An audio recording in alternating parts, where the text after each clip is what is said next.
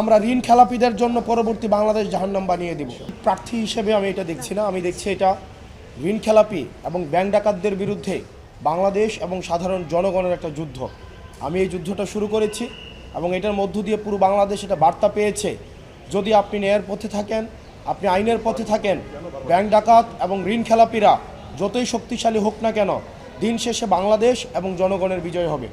আপনি দেখেন, একটা মানুষ 130 কোটি টাকারও বেশি হচ্ছে ঋণ খেলাপি।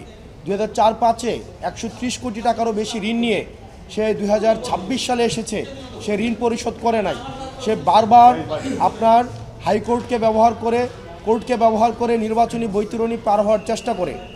বিষয়টি এমন না যে তার প্রথমবারই প্রার্থিতা বাতিল হয়েছে, সে একই ঘটনার কারণে সে 2008 সালেও নির্বাচন করতে পারেনি। সেই জায়গা থেকে বাংলাদেশের জনগণকে অন্যান্য অনেক আসনে অনেক প্রার্থী বা অনেক প্রতিদ্বন্দ্বী প্রার্থী এই ইস্যুটি সামনে আনতে পারতেন, কিন্তু নিরাপত্তা ইস্যুতে আমাদের যে বিভিন্নভাবে বিভিন্ন এজেন্সির হয়রানির ভয়ে, বা আমিও দেখেছি এটা যখন আমি মামলা করলাম, আমার আইনজীবীদেরকে বিভিন্নভাবে ভয়ভীতি দেখানো হয়েছে, আমাকে বিভিন্নভাবে ভয়ভীতি দেখানোর চেষ্টা করেছে, কিন্তু হাসনাত আবদুল্লাহ কখনো কোনো ভয়ভীতির কাছে মাথা নত করবে না।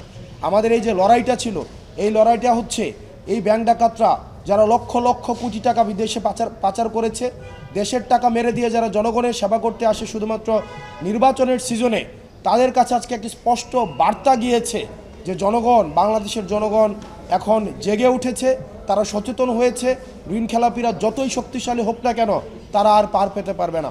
ইনশাআল্লাহ আমরা বিশ্বাস করি 12 তারিখে জনগণের ভোটে নির্বাচিত হয়ে আমরা ঋণ খেলাপিদের জন্য পরবর্তী বাংলাদেশ জাহান্নাম বানিয়ে দিব।